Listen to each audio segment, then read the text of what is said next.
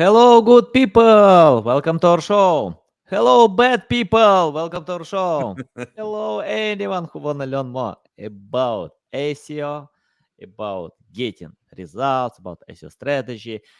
We are going to discuss more about informational retrieval, many other things. I'm so excited to discuss this topic with my Grehan. How are you? I'm very good, and how are you? I'm doing great. Looking forward to learn more.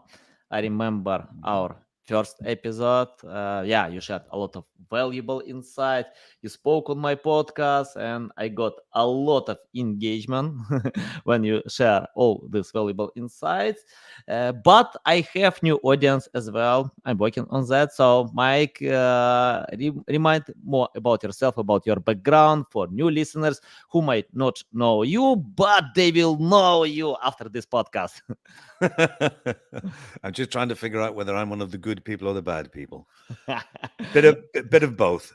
Yes, I mean, I came online way back in 1995. So my first internet marketing agency was formed 28 years ago. So I've been around for a while. In fact, I guess when I formed my agency, some people who are in the industry weren't even born then.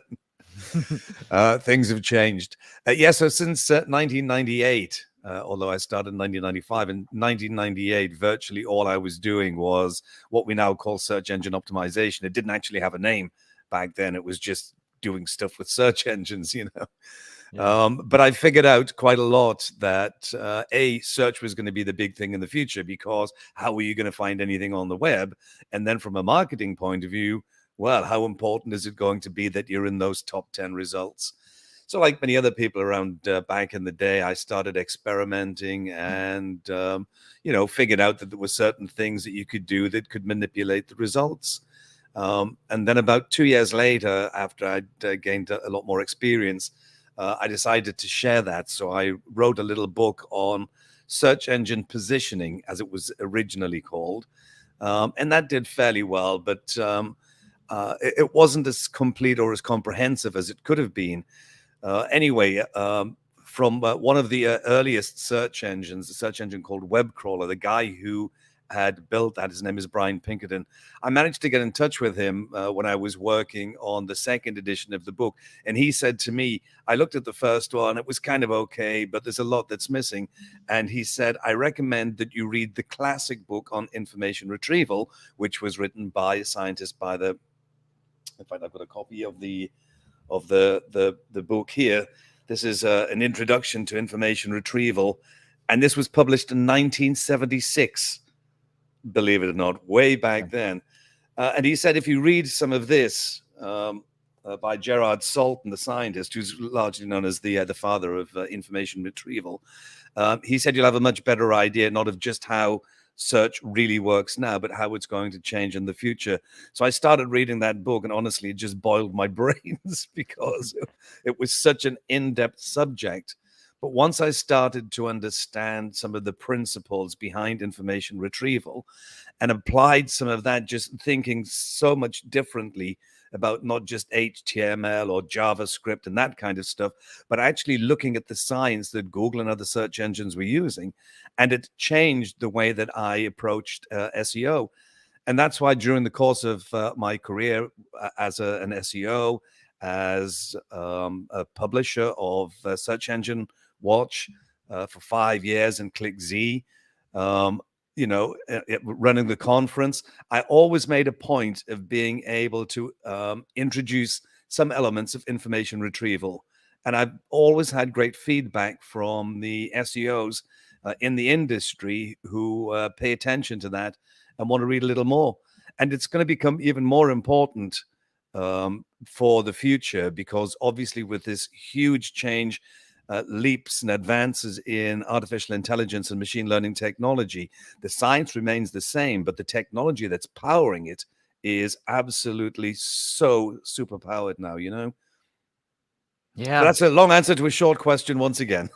Yeah, nice background. I love it. It's interesting. Marketers often create a buying persona, and they consider demographics, interests, hobbies, jobs, but they never divide by bad and good people. I think everyone thinks that they are good people, but who knows? And I like your answer. You probably bad or good. Me too. Yeah. Yep. I don't think so that I'm perfect. Of course, I have some bad side. Yeah, and but let's talk about good side. Mike, All right. Mike, can you explain more about informational retrieval for someone who doesn't know what it means, how it works, especially if we are talking about SEO, because you mentioned that Mhm. it's created before SEO, but how it concerns in SEO game. So, information retrieval as a science has been around for a very long time. Like I say, that book written by Gerard Salton goes back to 1976, but he was working on information retrieval techniques from the 60s. He invented something called the vector space model. I'll come back to that a little later on because it's so important. But he actually explained what the vector space model was in that book that I've just shown you, that very old, dusty book. And when I understood about what he was doing, trying to take text, huge amounts, quantities of text, and then be able to rank documents in order so that at that time there was no such thing as the World Wide Web. So he was envisaging digital libraries, which would eventually come on CD-ROMs and those kind of thing. Unfortunately, he died before the World Wide Web came around, so he never saw his invention used the way that it is now. So if you take three areas that we look at it as SEOs, we look at text and think about indexing. Yeah.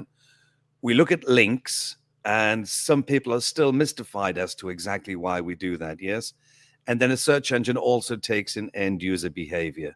And these are the three main aspects of information retrieval: looking at the text, being able to rank the most authoritative documents. Yeah. And then looking who is actually engaging with your content, who's reading your content. And so we spend a lot of time as SEOs and in the industry speculating on Google could be doing this, or Bing could be doing that, or Baidu, they could be doing this, that, and the other. But if you have the principles of understanding from an information retrieval point of view what it is that a search engine is trying to do, then you can do a lot more to help Google. And if you help Google, believe me, Google helps you back as well. So if you just start with the text, there is so much text that's out there, and information retrieval was all about text retrieval to begin with. Yes. So you would look for specific keywords, and that was keyword search, and that's how SEO started. But you have two problems with just the keyword side with science. First of all, there are so many documents now on the web. Okay. So one of the kind of analogies that I use is, let's say you're a music student and you write a paper about Beethoven's Fifth Symphony, yes? And then a guy who is an orchestra conductor who has to conduct orchestras all over the world with this one piece of music, he decides to write a paper about Beethoven's Fifth Symphony. Which one of these documents do you expect would be the most authoritative? Well, it wouldn't be the student, it would be the orchestra conductor because he's done this so many times. However, if you just look at the text and at the keywords, it's possible that this particular student, yeah, if we're only looking at the text, could come at number one, and the orchestra conductor is at number 100, which is completely the wrong way around.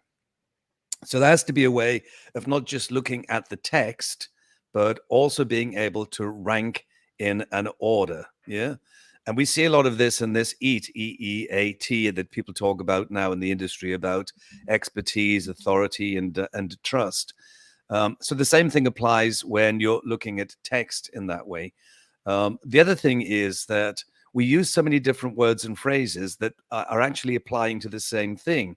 That if all you ever did, if a search engine only ever looked at the text on the page and only brought you back pages that had that text, there are so many great results that you'd miss. A great example of that I've used over and over again is if you did a search for fish tank at Google and Google only gave you pages with the words fish and tank, you would never see a tropical fish aquarium. And a tropical fish aquarium is probably a better result because that's probably what you are actually looking for. So you use all of these kind of expansion techniques around keywords in an effort to be able to surface as many relevant documents. Information retrieval is about a subject. It's not specific data like data retrieval, where you have to bring the specific numbers or the specific words. So it's about a subject. So it's a fish tank, it's a tropical fish aquarium, it's, whatever the terms are, whatever the phrases are that you use for that. But how do we get the document that is probably the most authoritative to rank at the very top? This is why links became so important. And again, this is based on citation analysis. And that guy, Gerard Salton, that book way back in 1976, explains this thing called citation analysis. And it's looking at white papers that are written by scientists and then are published in specific publications, magazines, yeah? So they look at how many times your paper has been cited by another author. And that's exactly the way that links work. When somebody points back to you, it's somebody giving a vote to your work, to your content, saying why they think your content is good. I remember an information retrieval scientist saying to me many years ago when he was explaining about links on the web. He said, we tend to find when people create web pages, they tend not to link to the 10 worst websites you've ever seen. They link to the 10 best websites. Yeah. So that's why linking has become so important. Now, one of the things that was discovered way back in the day, and this will help anybody who wants to look a little deeper at information retrieval and the science behind looking at links, exactly what it is that Google is doing. There are so many clues that links give to the importance of a document. Now, a guy called John Kleinberg, who is probably one of the preeminent computer scientists in the world. If you said this guy's won every kind of award you can imagine. And way back in the late 90s, he wrote a paper about an algorithm that he had developed called HITS, H-I-T-S. It stands for Hypertext-Induced Topic Search. That's a big mouthful. He was writing that paper at the same time as Sergey Brin and Larry Page were writing their document on PageRank, and they both actually did cite each other's work, and that was because they understood the importance of looking at the way that these documents link together. So legend has it that John Kleinberg went to Alta Vista at the time, which was the big search engine just before Google came around, and he did a search for Japanese automotive manufacturer. And then he looked at the top 10 results, and they were garbage. They were absolutely terrible. It was like some secondhand car dealer over here in Los Angeles. And, but there was no Nissan, there was no Toyota, there was no, these Honda, the major manufacturers. And that had him thinking about just how bad the results were. But you had to figure out, why is it that those top ranking of what are the top manufacturers, why is it that they are not there at the top? So he went to each of those websites. He went to the Toyota website, to Honda, and all of the major ones, and realized that not one of their pages had the words Japanese automotive manufacturer. And because the words didn't appear on those pages, they didn't rank for it. So without getting too deep into how he developed the algorithm, he thought that he would take a look at maybe it's just the top, 300-400 results that came from Alta Vista for a search. And then instead of looking at the keywords, actually look at how these things link to each other, how these pages link to each other. And sure enough, he worked on the algorithm, and eventually when it started to work, sure enough, when the algorithm converged, looking at linkage data, there at the top was Toyota, right underneath was Honda. And it was because the links were giving the clue, not just to the importance of those websites because of the quality of the links coming in, but the link anchor text and the words that were included in the link anchor text about these major manufacturers. So that's why linking is so important, and it's become a major part of information retrieval. Looking at the words on a page, like I say, you could rank just the wrong page, or you may not have the most authoritative page, but by using links as a starting point, for a while, search depended way too much on just looking at links and being ranked just on hyperlink analysis. One of the things that, again, was a major problem in search back in the day when Google first started and became the massive search engine that it is, people would go and do a search for a keyword or a phrase. You would get the top 10 links on a page, then people click on the link and then they disappear into the darkness and nobody ever knows where they've gone again. So we never know really, is that the actual correct result? Was that the right page? Well, of course, now with Chrome browser and Microsoft, everybody's following you around. I mean, you know for a fact that Chrome is not just following you after you've done a search at Google. Chrome is following you all of the time and taking in all of the data of who you are, where you are, geographically, all of those kinds of things, taking all of that data in. So eventually Google begins to realize that sometimes with the results, when they've been ranked according to their authority with the link analysis, that people will click on something that maybe sits at number 5, and people click on that link, land on that page, and then click on another link, and then click on another link, and then Google begins to realize sometimes the actual page that is the best answer is 4, 5, 6 clicks further away. And that's why sometimes you'll see in the results that one result gets replaced by another.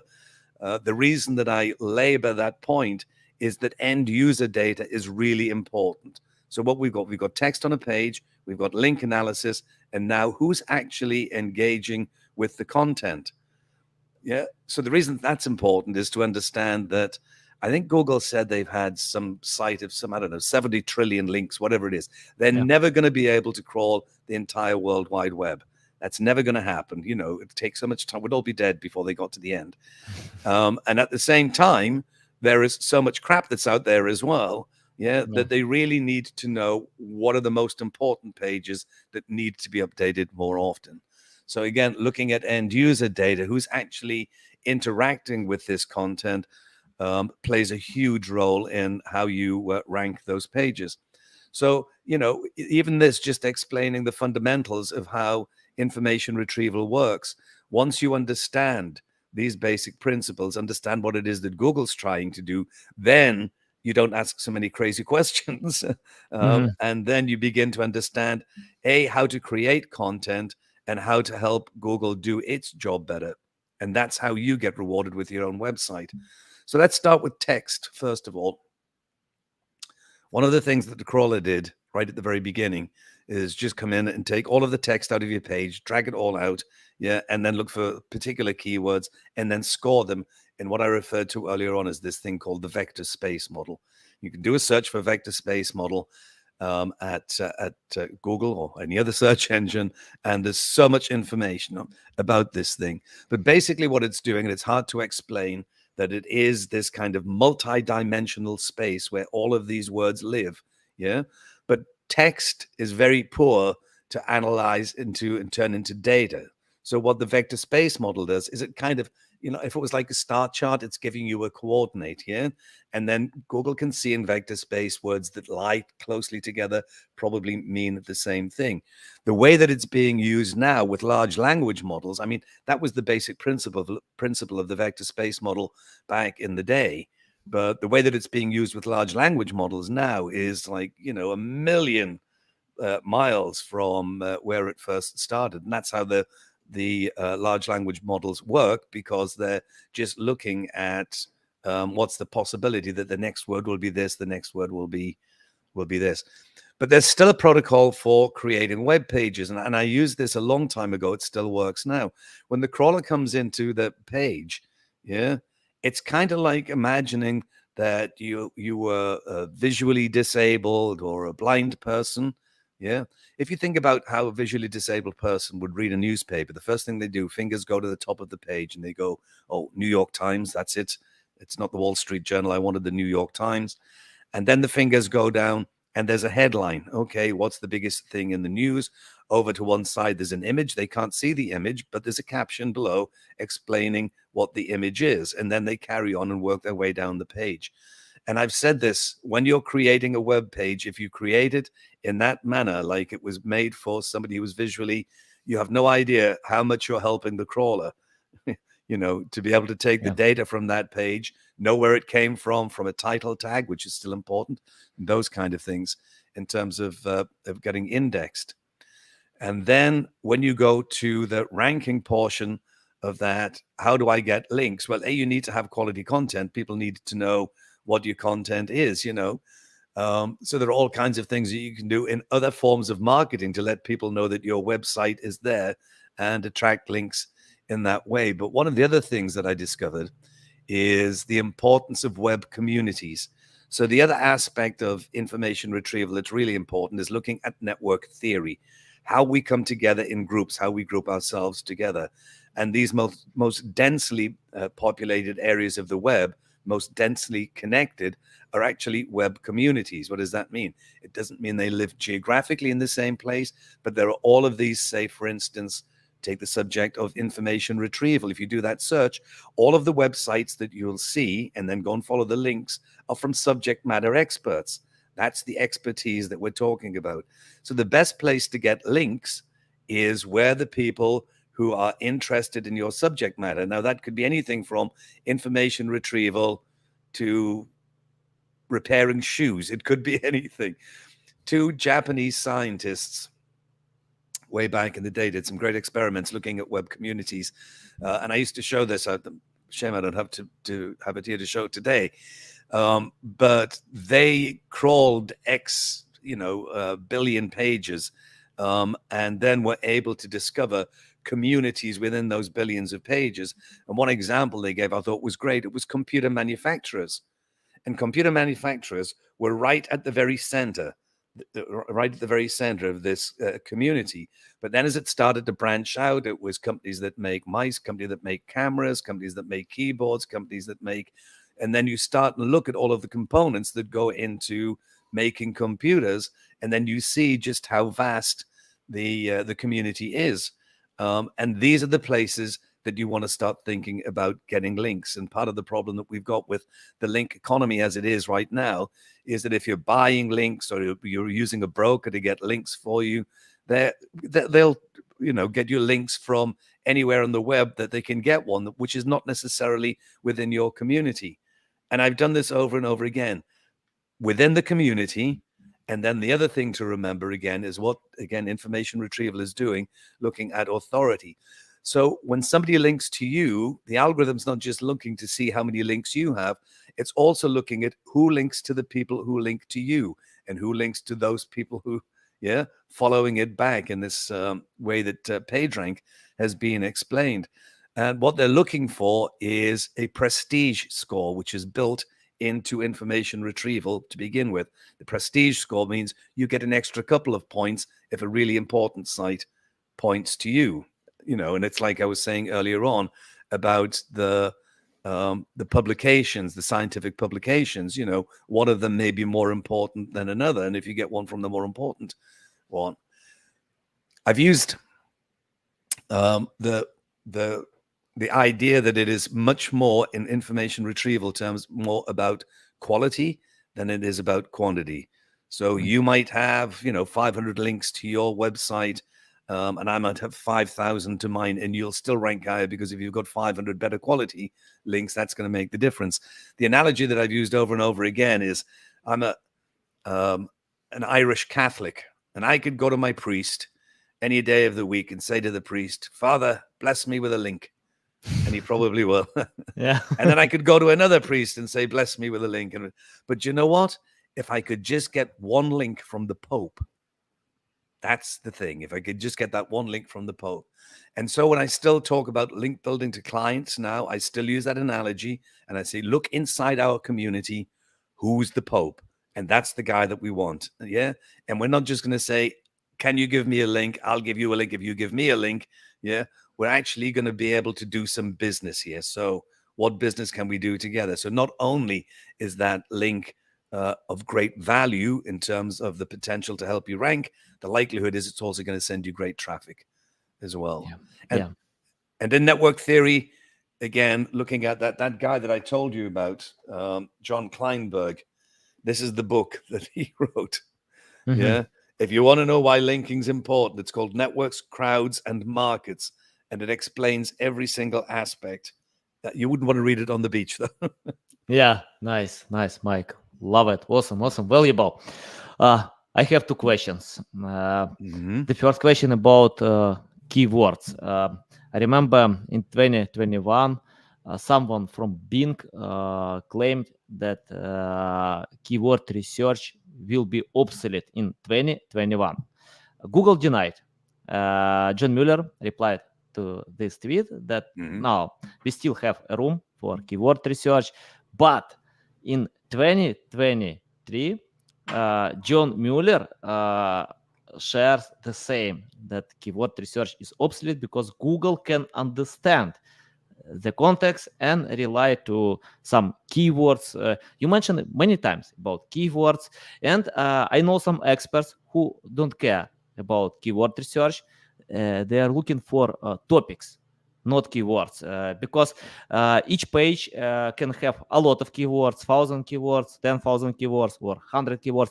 So can you tell how it's important today about keyword research? Because Ahrefs, Moz, SEMrush are still so popular, can earn $100 million by selling keyword research. People love it, still use it, but Google, Bing can tell it's obsolete. Your thoughts about that? Yes and no at the same time. Yes, keyword, given that I explained earlier on the problems that you had with keywords, i.e. that it won't bring back necessarily all of the best documents if you only look at the keywords, fish tank, tropical fish aquarium, yeah? So with these keyword expansion techniques that Google's been using forever, they haven't relied wholly on just the keywords being there on the page, yeah? Because they understand that certain phrases, words have different meanings. They also follow query chains. What's a query chain? It's like nobody really sits down and types in exactly what they want. You type a few things, you look at the results. That's not exactly what I'm looking for. There is a paper that was written about this, that Google does this all of the time. So just to give you an indication of how Google necessarily doesn't need to look at the keywords to understand what the document is. So again, in terms of explaining how the query chain works, let's say, so I sit down and I type the word special collection, and I look at the results and I go, no, that's not what I'm looking for. And then I go, oh, special edition. And then I look at those results and I go, no, that's not. And then I go, oh, limited edition. So now I do a search for limited edition. Okay.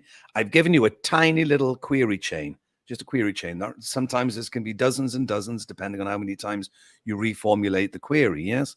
But let's just take a look at that little query chain. When Google has seen that query chain, 1,000 times or more, the next time somebody sits down and types the words special collection, Google goes, oh, he wants the books, idiot, give him the books. So they give you the books and you look at the books and you go, wow, this is exactly what I was looking for. But Google says, but it's not what you asked for. So if you think about that, the keywords at the beginning of that query chain didn't really mean anything to Google, but Google can predict that what you're actually looking for. And that's the use of machine learning. Google's been doing this for a very, very long time. So the other thing is, on the keyword front, keywords are directional. They can simply tell you where the content is. Yes. Yeah, but they're not the most important thing on the page. The context of the page, and like you say, the topic, and then given where you live inside the index, yeah, and where your links live inside that community. There's all kinds of stuff that Google can figure out from that. But to be more precise about, do keywords matter? Keywords don't matter in the sense that you have to dot them all over pages like people used to do in the good old days, so that, and hidden text and all of that kind of thing. The way that Google is looking at things now, if you think about the term artificial intelligence, it's an umbrella term. It covers lots of things. It covers robotics. It covers machine learning, neural networks, okay? Machine learning side of things that Google's been doing has been absolutely amazing. But more recently, Google is looking more like at natural language than anything else, okay? So neural information retrieval is a brand new area of using artificial intelligence, okay? And instead of looking, do these keywords exist on this page? It's like understanding your language, the query, yeah?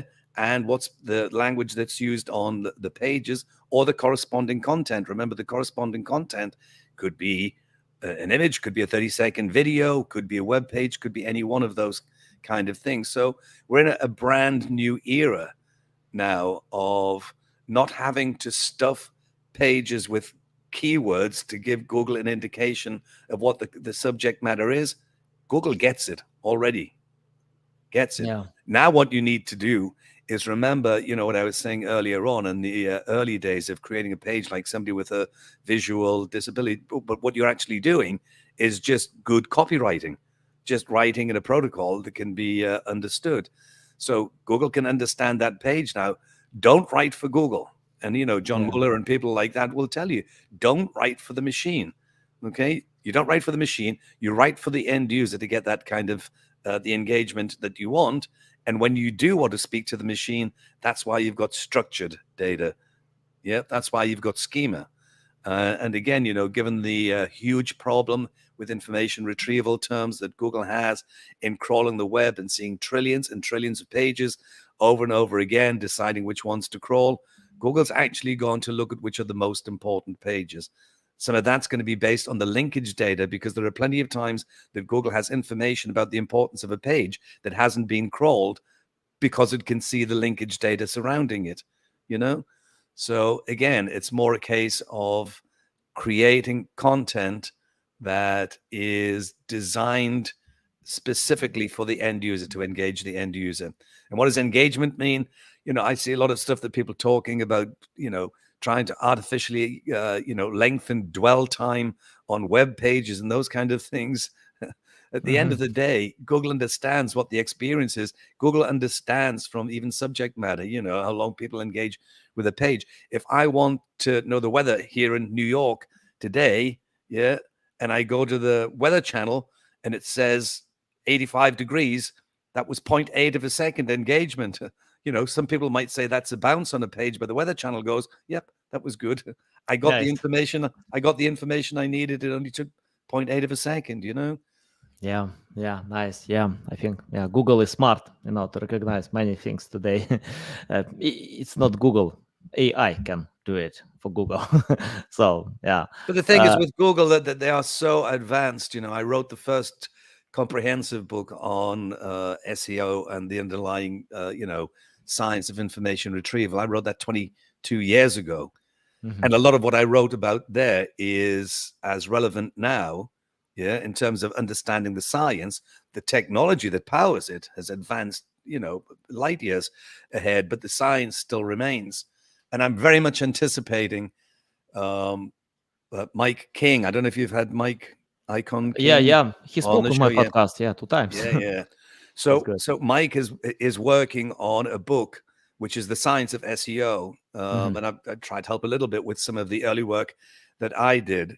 But I think his book is actually going to be one of the best sellers when it eventually comes out, because it's looking at how SEO is advanced. I just wish we wouldn't use the term SEO, search engine optimization, because that's not what we're doing anymore, But his book, The Science of SEO, I'm a member of ACM, which is the world's largest computing society, and inside I'm a senior member of the special interest group for information retrieval. So I'm able to get a look at some of the most advanced white papers on where artificial intelligence is going and neural information retrieval. Now, if you do a search for that and take a look at what Google is doing with things like BERT, and understanding how the approach is not just based on the machine learning, but on neural networks, artificial neural networks, which is kind of how your brain works, which is where Rank Brain started at the very beginning. That's when they started using this neural approach. So I think, Mike, when the book eventually comes out, it will be the modern version of SEO, and he himself studies information retrieval. So he'll be talking about the most modern techniques in that book. Yeah, nice. Yeah, I will read this book. I love reading books, but actually I usually read marketing books. I never read any SEO books, but yeah, I'm gonna do. I love marketing books more because in marketing, I think all things that are related to human psychology, you can use today in SEO. It's not like to cheat the system, to game the system, to figure out how algorithms work. But if you know human psychology, if you can help human being, your customer, you can get great results. That's why I love more marketing books than.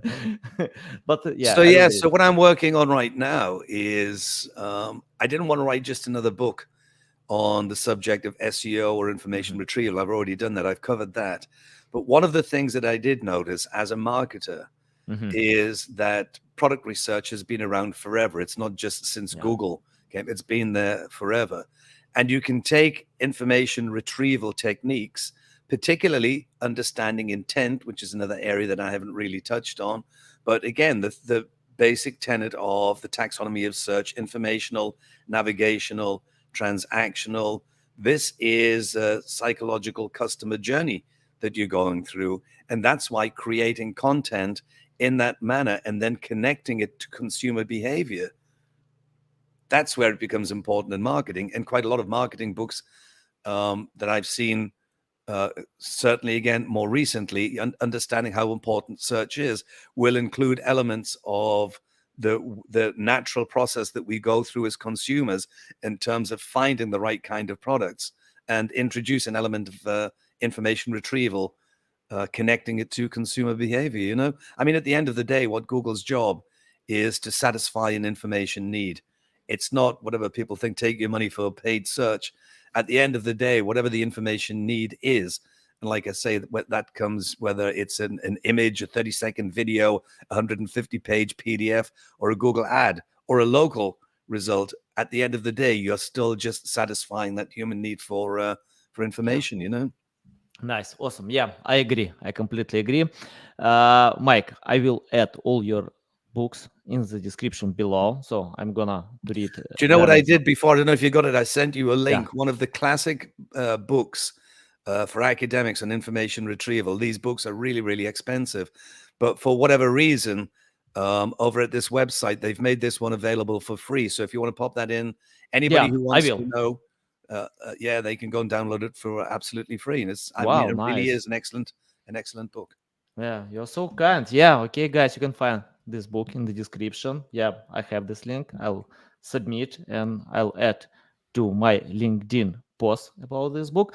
And Mike, I wanna ask a quick question about link building. You mentioned about importance of link building, but the last time I see news that link building is not important like that was before.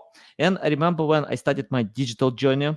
Uh, in that time I didn't know how to earn backlinks.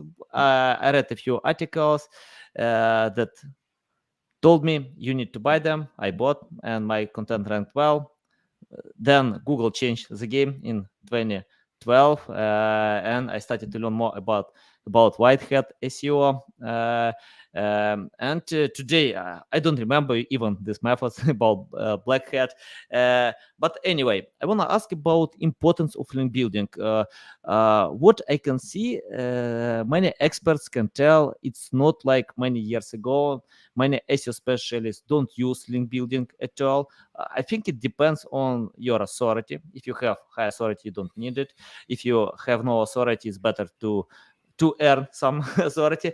And many methods are related today to topical authority. I mean, like to get authority for domain, and Google can recognize other pages. So tell your thoughts about importance of link building today and what kind of methods to use. What do you think about topical authority, or it's better to switch attention to promote specific URLs? So, yeah, first of all, by the way, you probably won't know this, but it was me who coined the term black hat, white hat 21 years ago. Oh, nice. Yeah. So it was me who coined the term black hat, white hat. Is link building as important? No, it's like, as I explained before about keywords, keywords are kind of table stakes more than anything else. If you can do it, then why not do it, but don't force yourself.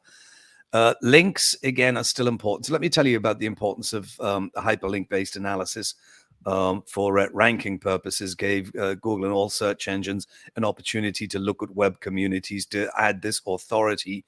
That hits algorithm that I told you about, John Kleinberg, at the very beginning. He was the one who used the term authority way back in the day. That's where it comes from. And people don't fully understand. You don't get to claim yourself that you're an expert Yeah, you get that, okay, bestowed upon you by the people who are linking to you and saying, like, in real life, this guy is actually an expert.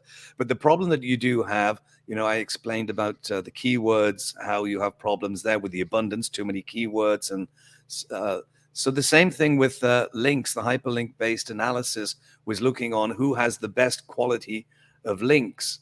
And then suddenly you realize, as Google did probably around about 2005, if not before, that all we're doing here is relying on people who have web pages to link to other people who have web pages. What about the millions and millions of end users? How do they get to vote for their favorite content if they don't have any links? And obviously, it's with their interaction, not just the clicks. It's just how many people prefer this document over that particular document.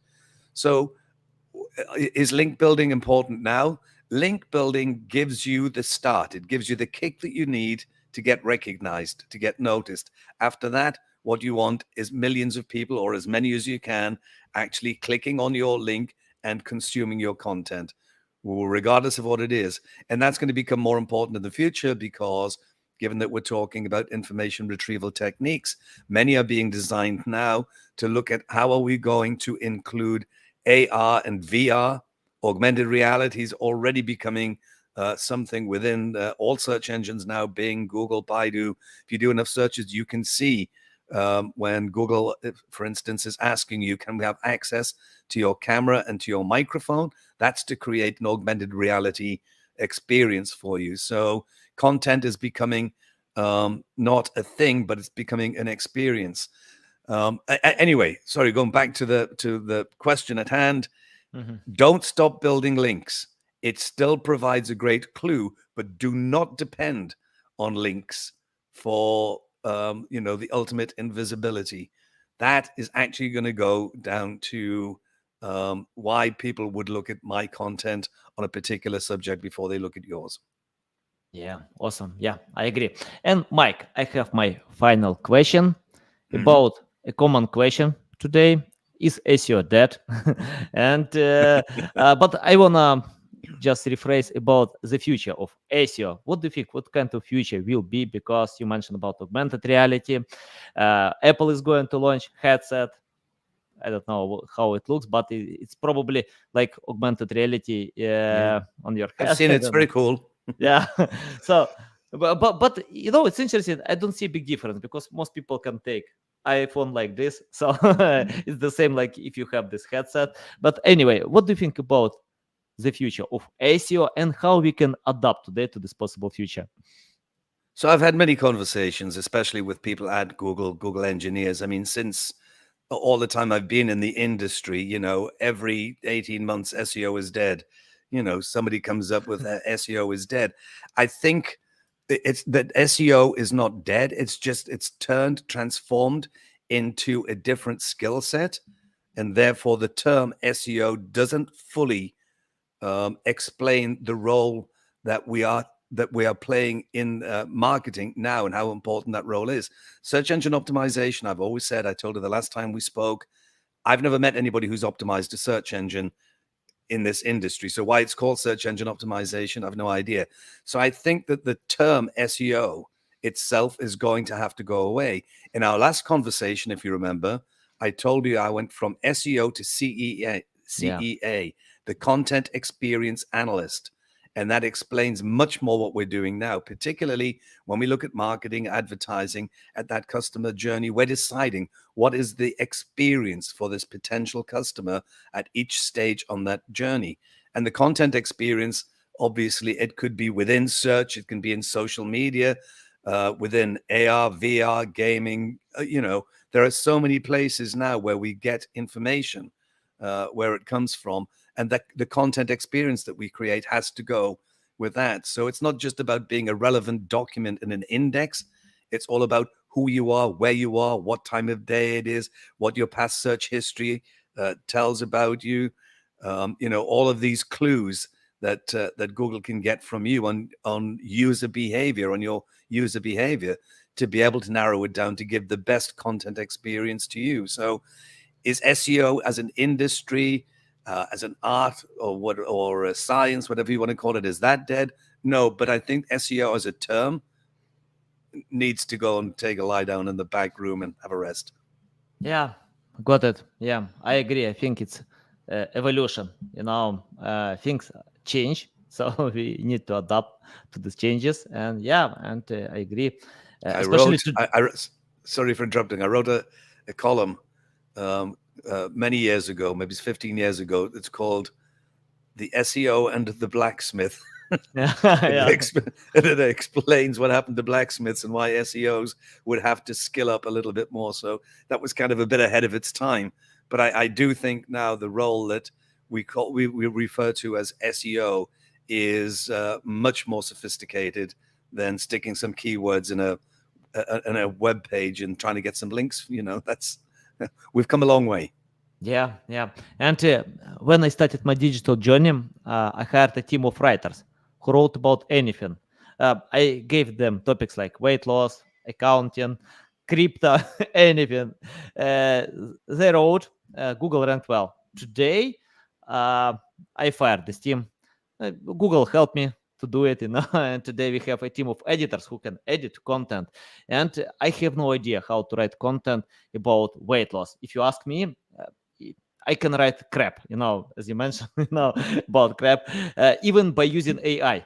Even if I use ChatGPT, I can set up the right prompts, but I can't. But I can with SEO, I can with digital marketing. So I think it's important to know the topic.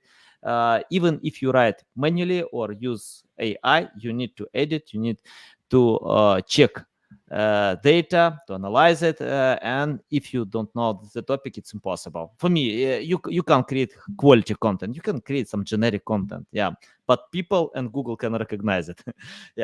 Mike, it's just like taking your role as a marketer, and depending on where you're going to use your marketing skills. Some people like to do it in e-commerce, some people prefer to do it working in a B2B manufacturing company, and then you get to understand your subject matter and what it is that you're marketing. To do the marketing correctly, you have to become a subject matter expert in whatever the product or the service is. Yeah, nice. Mike, it's a big pleasure to get on my show, to learn from you. I love this experience. Awesome, valuable. Tell the best way how to keep learning from you, how to reach out to you, how to follow you. Yeah. If you can just search for Mike Grehan online, you'll get LinkedIn, you'll get Facebook, and you can just write to me, mike@chelseadigital.com. Nice, guys. You can find all the links in the description below. You can find books. When I get new books, I'll share in other posts. So read them from Mike King, from Mike Grehan. I'll share all these books because I know it's valuable. I spoke with Mike King. Yeah, he's great, to share this valuable insights. I love this experience as well, Mike Grehan. Awesome. Okay, guys, love you and see you. Great. Thank you very much. Bye.